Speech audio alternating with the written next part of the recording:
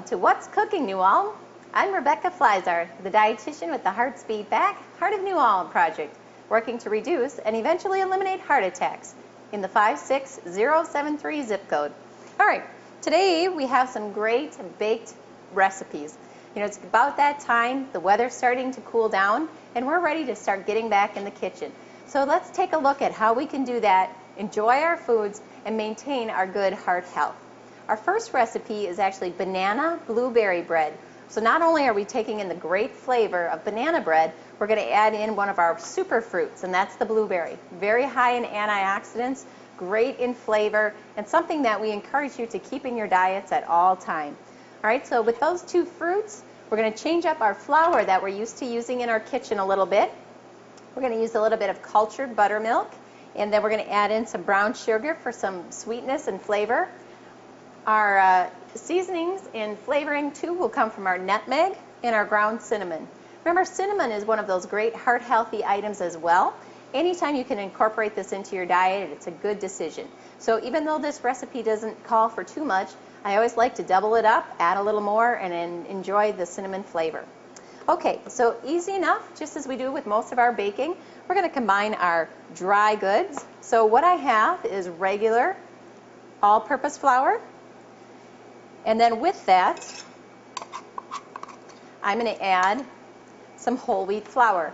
This is a great transition. This is a great swap. As I had mentioned, we're looking to swap some of the items that we use in our regular diet now for those that are a little bit healthier. So if you can take your regular all-purpose flour and start using your whole wheat or pastry flours, that's going to be a great decision. It's going to add a little bit more nutrients to it and make even your banana bread a little bit healthier. So we're going to add that in as well. We are adding in both baking powder and a little bit of baking soda. Now both of these are sodium based, and so if you choose not to add any additional salt, it will not affect the consistency of your bread. So feel free to take that last salt ingredient out, add your baking soda and your baking powder, and you're set to go. All right, so once we have our dry goods, we can look at adding, we're going to mix those up. All right, then we're going to use our buttermilk. We're going to use about 3/4 of a cup. Now, buttermilk sounds like it would have a lot of extra calories. It just has a different flavor. You can actually buy skim buttermilk. It's not any higher in calories than you would find in a regular milk, so it's something that's just going to change your flavor. It's a little bit thicker, and it's going to complement your recipe quite nicely. So I've let these bananas become overripe. We're going to use about 3 medium, and that's going to yield about 1 cup in the world of bananas. I'm going to put those into this bowl. Now, if you have regular bananas and you decide you want to make banana bread, one way to over-ripen them quickly is to put them in your microwave. All right, so this is going to heat up the banana, and you're going to notice that your skin, the banana peel, is going to turn black as it gets hot. So it is an easy way to over-ripen your bananas in a hurry. So even if you don't have any old bananas laying around, you can still make this banana bread recipe. Okay. Remember, our bananas are high in potassium. 1 banana does count for 2 fruit servings for the day, so 1 medium banana. And that's going to help to get to our minimum of 5 and our goal of 7 to 9 fruits and vegetables per day. We're going to get those all mashed up, put that all together. Now, if you'd like to do this with a hand blender, it can go a little bit quicker. Any way you want to get that done is just fine. All right, you can tell that even these could have waited a couple more days or spent a few more minutes in the microwave. They're still a little tough. You want them as soft as can be to make sure that you eliminate all the chunks in your banana. All right, so when we have those all mixed together, that's just going to go in our combined bowl.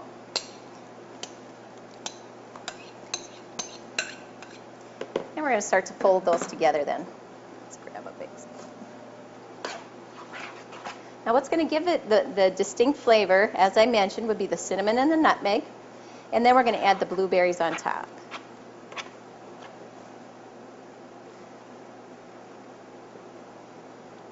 Banana bread is a great after-school snack if you have kids coming in. Have it nice and warm and ready to go. This recipe does not call for any nuts, but remember you can add things like walnuts or pecans to this bread. Those are going to be good sources of your protein and of fiber, and one more way to add a little bit more nutrients into a great recipe. Okay, so we want to make sure that is nice and mixed together, that it's ready to go. I'm going to go ahead and add in my cinnamon. As I mentioned, I like cinnamon, so I'm going to add quite a bit of that. I like the flavor of that. It's really not going to change the consistency here on our recipe. With that, we'll add a little bit of nutmeg. These don't add any calories, so you can use them to taste as much as you'd like. And as we mix, we see our bananas are really starting to smooth out and trying to avoid any kind of chunks that we might have in there. Now, our blueberries, we don't want to smash those up. We want to keep them intact, so we're going to add those last once we have this all made into a nice dough here. And they really are considered the superfruit. They are considered the healthiest food on the planet right now. And so again, it does call for about 1.5 cups on these blueberries. If you want to add a few more in, make it a little bit thicker, you're welcome to do that. Now you can use, these are frozen, or you can actually add fresh blueberries in as well. Cost is often an issue when we talk about blueberries. The frozen are a little bit less expensive, so if you want to go that route, it's going to be just as healthy for you. All right, so we have our batter mixed up. We're going to put that into our loaf pan and we'll stick it in the oven. We'll be back in just a couple minutes. We'll take a look at our finished product and start our second recipe. Welcome to today's Fit in 5. You know, last time we talked a little bit about doing upper body exercises when we're watching TV. Today we're going to talk about how to do the lower body exercises when watching our favorite television program. Once again, I'm going to slide over here and grab my soup cans or my food cans. And I'm going to use these for some resistance. You don't have to use any resistance with the exercises I'm going to show you today. We're going to do a multi-joint exercise in varying degrees that will provide us a way to use all the muscles of our lower body to get a good workout. I'm going to use resistance with cans today. Again, you can use milk jugs or you can use nothing at all. We're going to start with a squat. A squat is a fairly basic move, but it can also be pretty tricky, so you want to make sure that we're doing it correctly. I want to start with my feet hip distance apart, and my knees are always going to be soft here. I don't really ever want to lock out a joint, so I want to keep my knees nice and soft. I'm also going to make sure that my core muscles are nice and engaged. Your core muscles are your abdominals and your back. Once we have these engaged, we know our balance is going to be pretty good if we have a good, strong core, and we want a little bit of balance to do these activities today. I'm going to start basically with my resistance to the side, and I'm just going to do a basic squat, down and up. Now when we squat, believe me, it's pretty okay to stick that hind end just a little bit, as long as our chest stays nice and lifted. You know, we don't want to do a lady-like squat. We want to make sure that we're coming straight down and up. You'll notice too that when I come up, my knees still stay soft. So I'm not going to come down and up and lock the knees. I'm going to come down, up, and then keep my knees nice and soft. You're going to feel a squat everywhere, basically. The glutes and the thigh muscles, quadriceps, hamstrings. A squat hits all of those areas. So I'm going to continue again to do this for about 12 times. Take a 30-second break or so, and then do it again. Now, if we're feeling a little bit like our balance isn't great, we can use our handy chair, and we use a chair a lot. You can also have your hand on a wall. You can come down and up again, same thing. Just having a base of support there sometimes helps us feel a little bit secure.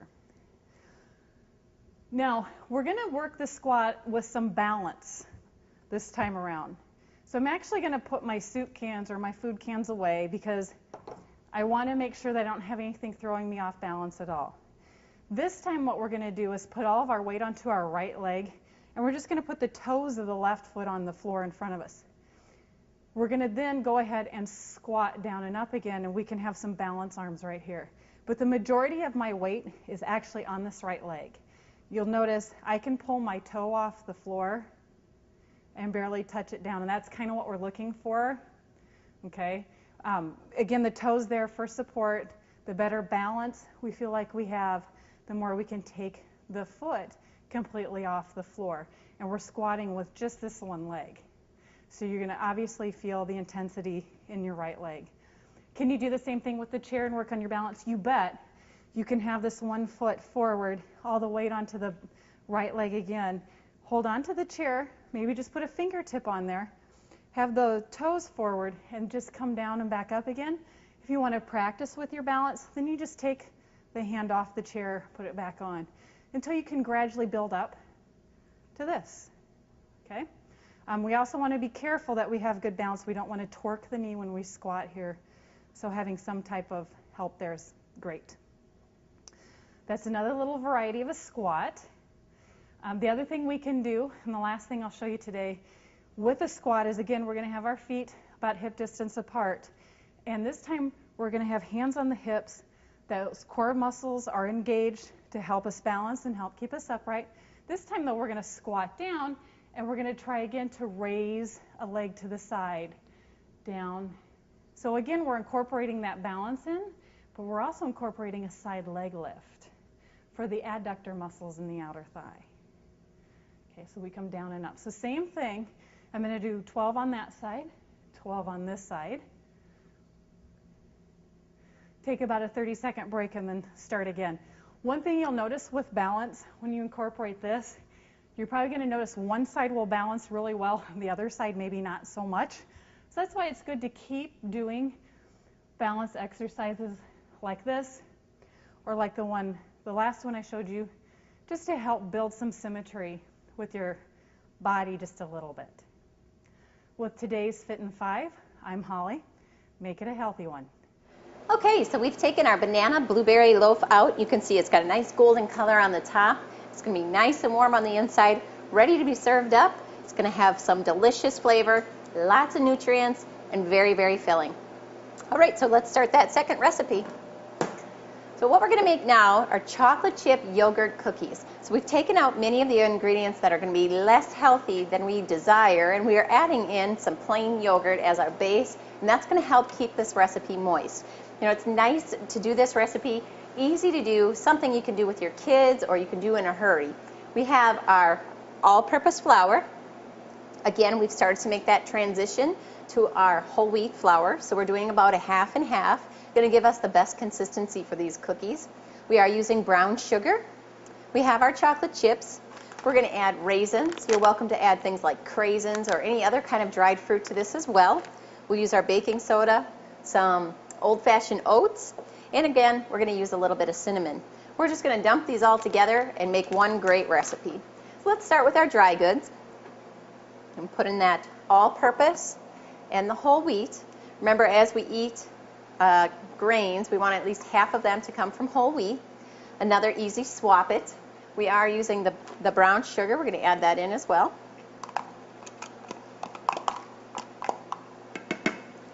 All right, add a little cinnamon on the top. Again, I like to add a little bit of extra. And we do need a little bit of that baking soda for this recipe as well. We don't need to add any additional salt. We get that through the baking soda. And we're going to sift these together. So if you're not able to find whole wheat pastry flour, you can only find regular whole wheat flour, that's going to be just fine. You want to run that then through a sifter. It's going to thin it out, add a little bit more air to the pastry, and that's what's going to give it a little bit of a lighter texture. So go ahead and sift your regular whole wheat flour, and then you're going to make that into a pastry flour on your own. Okay? We'll toss in a little baking soda.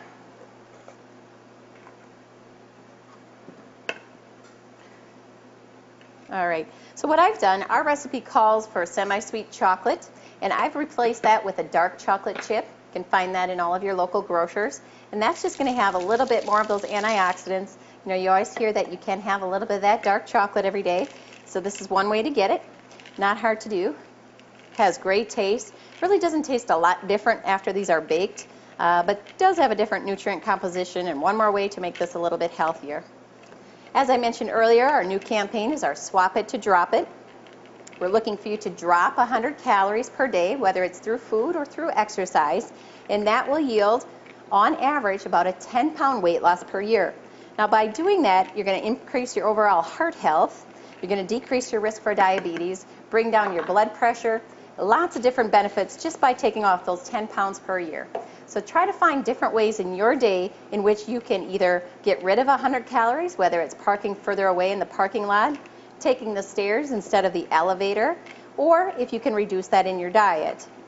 Adding whole wheat flour instead of regular flour, swapping out your sodas instead and drinking water instead, or your sports drinks, which are normally very high in calories and sugar as well.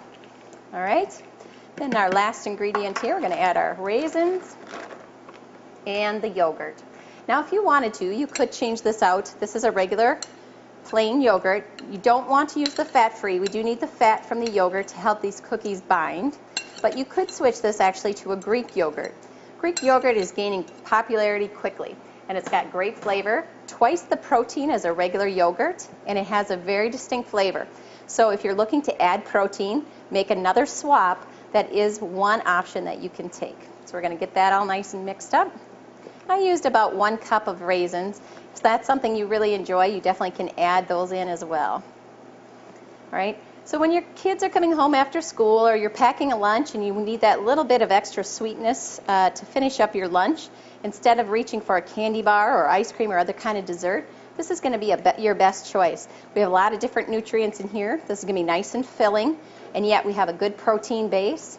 We have our dried fruit in here, and we have some delicious flavor.